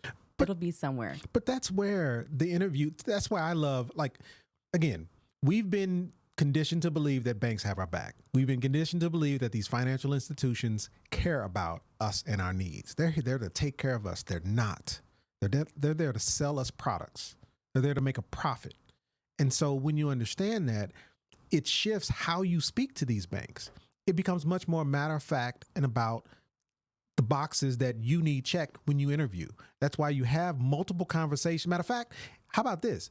Don't just interview multiple banks. How about interviewing the same bank, just different people at the bank, to see if you get the same answer?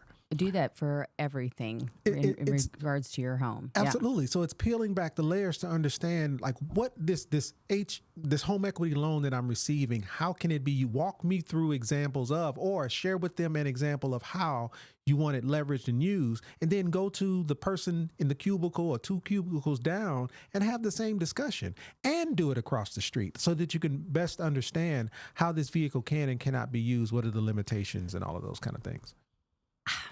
Normally, I agree with you on this. You're preaching to the choir over here, right? I have to push back just a little bit, because we know that it's not everybody at the bank who is in the same position. Oh, I agree. It's not I agree. all banks I would say all banks have the potential, no different than custodians. They have the option to do the right thing or the wrong thing, to be highly profitable or to help you become more profitable so that they can be more successful too, right? Not everybody that works for these banks are out to get us, right? There are really Okay, good I people, follow you. and we know Yes, good yes, people that work yes. at banks who we know we can trust to call. So I think it's fair to say it's not all. Make Well, a general statement like that. Yeah. Fair. And my apologies for using the term all, because you are absolutely correct. I go back to, though, it's the interviewing of Yes. banks and People. comparing Yeah. and contrasting what it is, the information you're receiving and how it compares across the street. It's not falling for the first answer that you're provided. It's just making sure that as you peel these layers back, you fully understand the product that you're receiving. Yeah. We're going to actually have somebody on the show. It'll be like our first guest, right? We're going to have someone on, and he is actually the person that helped us buy the house that we're in right now, year 2018 or whenever. And he saw us go from not being able to qualify to being able to qualify for far more than what we were even aiming for, right? The difference that information made with the same resources that we had, right? He saw us put velocity banking into action back then. Since then, so that he saw how powerful it was. That was when I was still like a non-believer, and I was like, what are you doing? Obviously, the proof is what helped me believe, right? And get on board with like, okay, I will learn. I just won't be sitting here judging you silently and also not silently. So I was pretty vocal. The point is, he watched us go through this process and he's like, okay, I get it. You're having a strategy or whatever, as long as you're not hurting yourself credit wise in this process so that we can still qualify for the loan. But he's watched what we have done in a short period of time. Recently, I don't know when it was. We'll have to ask him when we have him on the here on the channel. But he let us know that he had found, because he's been gravitating towards this too. He had found a product that he fully could believe in. So it's not that he's trying to work with terms, from a lender standpoint. He found a product that he could fully believe in. And that was what he was most excited about, is that he understands how to use it. He's already watched us do something very similar, but we didn't have access to a product like this. And so he called us right away to just inform us that this thing even existed and how it works. That's exciting to me, to think that there are people out there who are going, are you kidding? I'm completely on board, because I totally get this. This is a solution for people. And now I can get out there and educate them on how to use it. Right. That's who I'm thinking of when you say all. I'm thinking you can't include someone like that, because they are passionate about helping people. And we know that they would never tell us something that benefited them more than it benefited us. And helping us win was how they win. We love connecting with people like that, because that is our jam, for sure. Absolutely fair. Yeah. Okay. Well, we're going to have him on. He's from CMG. He's a broker over at CMG, and talk about the all-in-one product that they have that is kind of designed. You're seeing a lot of these products designed for velocity banking hitting the market. And that is really exciting to see, because not a lot of banks will have the velocity banking discussion with anybody, right? Right. Well, why would you do that? Is mainly the response that you would get. Okay. Let's see. I think we had another. Well, Roger, I'm really glad. Thank you for this feedback. I'm glad that we're able to help. I can't stress enough, I was very stubborn about a lot of this, just emotionally trying to get on board with the math. It didn't matter how many times he showed it to me. I struggled emotionally to trust it, because I had very strong programming around debt. I had strong programming around risk, what risk looked like, right? It was the rich dad, poor dad. I was living right there in between that balance, and I had a hard time trusting it. It was the proof. What I hope helps anybody else who feels like Roger has been feeling. And if you have been following the chat, he's been very vocal in sharing his journey, and that is a gift for us all. The proof is what helped me see. So that is why we're out here showing everyone else proof. This works. It's not just us. There wasn't some special circumstance of why it worked for us. The majority of people in the chat, they're doing it too. They show up here every week. We continue to apply it. We continue to level up and get bigger, better results. And when you guys win, we win. That's just really it. We're learning all the time, and we're hitting new challenges like we were talking about earlier, but new conditioning, new beliefs, new amounts of proof. All of those things are like layers that continue to have to be exfoliated out of our Great way of putting it. Yeah, our financial belief system, and in order to get to the next level. And so sometimes those are people just telling me, I need to see it all the way through. How does this work? The advanced tax strategy seminar or what we call it, conference that we were just at last month, beginning of last month, that was an eye opener for me when I went, this is how these millionaires, billionaires are not paying anything in taxes. This is how Warren Buffett's secretary pays more in taxes than he does, because he understood how to structure himself and how to mask all of these assets into a Roth condition, essentially. That's it. When you learn this stuff, you go, well, and in the beginning, most people are going, well, why do I need to learn about that right now? Like, that's a good problem to have. But a lot of people also think the more money I make, the more taxes I have to pay. And so what's the point? Becoming properly structured is the point.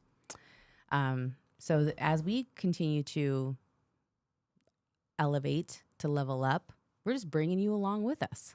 That's what we're doing. So we could wait till we get to the top and then share. But I think it's funner this way. Absolutely, because we learn together. Yeah.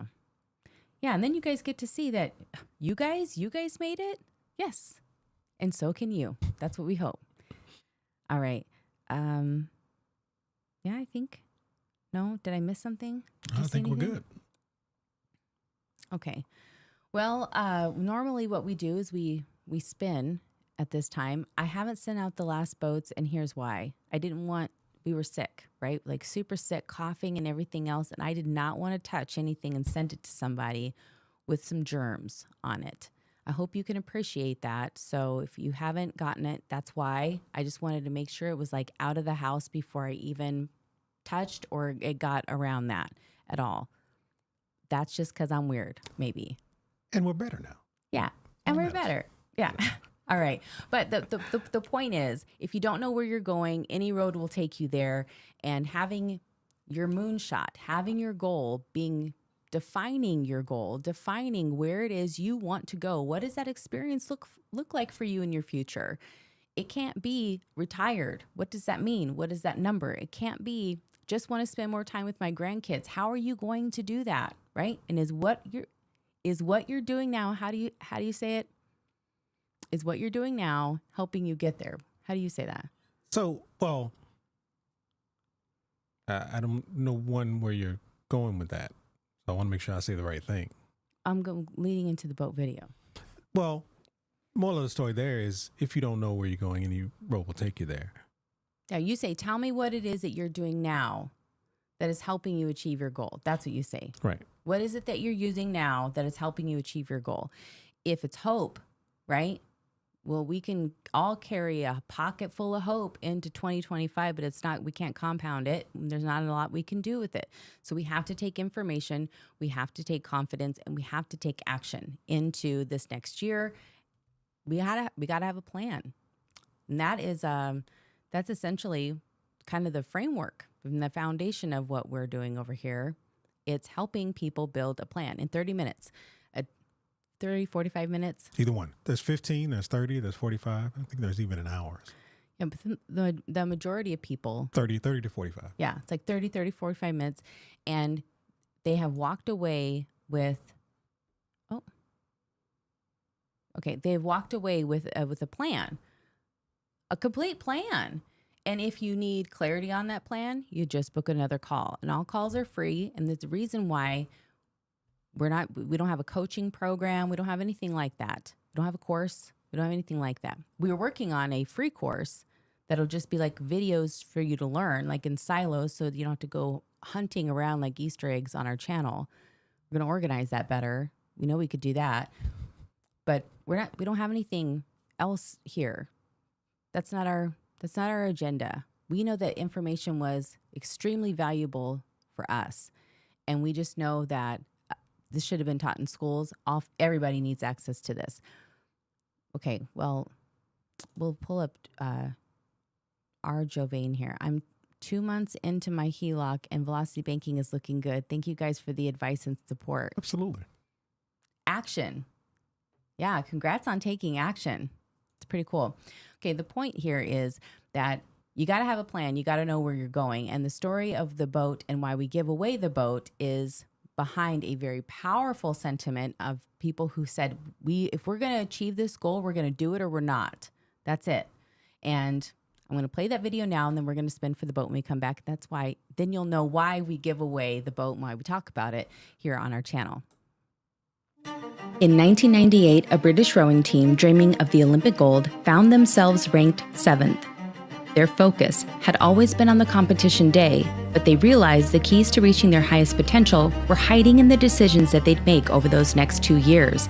Faced with two obvious choices, continue their current path and expect the same result, or give up, they discovered a third transformative option. They united under one guiding question: will it make the boat go faster? Every decision, every action was weighed against this mantra. If the answer was yes, they could or would have to do it. If the answer was no, it was forbidden, non-negotiable. Prior to the competition, this team was doubted and ridiculed, but no one knew what they had been doing. And once they hit the water, they were nearly unrecognizable, achieved their pinnacle, and won the gold. So we ask you, what is your goal? What are you willing to do to achieve it? Will your story feel unrecognizable, even to you? Are you willing to light your beacon and stay focused, stay committed? Is your story non-negotiable, or are you waiting to find out how you ranked? Your financial future is not a game. You are only competing with yourself and those in the boat with you, your family and the many generations to come. Will this make the boat go faster? A sounding alarm, a beacon of clarity amidst turbulent life decisions. It's not just about speed, but direction, purpose, and an unwavering commitment. Every choice, every sacrifice aimed at the goal. The first agreement this team made was to become fully self-directed, making their health their wealth, adopting a new perspective on their time and freedom, and the decisions they could fully control to reach their goal. Will we make your boat go faster? That is our pledge to you. Our mission is to arm you with knowledge, strategies, and insights to ensure that not only you reach the goal, but you do so long before your race is over. Oh, I did forget about Peaky. We're doing an extra spin because he won recently and he wanted to give his away. So he said tonight we could just do an extra spin. I like it. So that somebody could win. I like it. And I'm excited about that. But I don't see 2 spins. I don't see people that put in hashtag boat to be able to win. Got a lot of people watching, but nobody in the chat. All right, y'all, pay attention. Hashtag boat in the chat in order to win. Here we go. All right. So we'll give it just a couple minutes. But this has got to be, I don't know. It's not just a boat that you're winning. It's also the vision board kit. We've made a whole little vision board kit. And if you've not seen Donnell, the story of Donnell's vision board, and that was really like the catalyst for us. Right. He knocked everything out on his vision board, and I didn't. And there was a reason why. If you haven't seen that story, maybe we'll share it again since it's kind of the beginning of the year. All right, here we go. Let's see. Is it? Did it spin? Oh, here we go. Okay.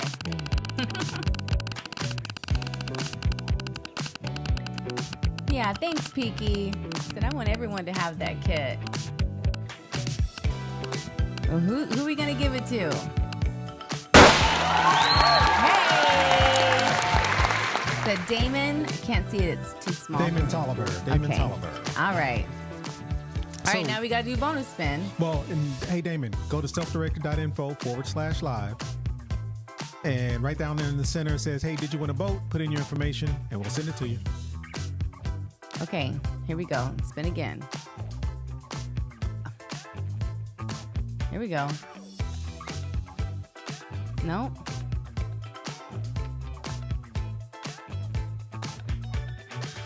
No It's not extra letting spin. us. It's not letting us do the extra spin.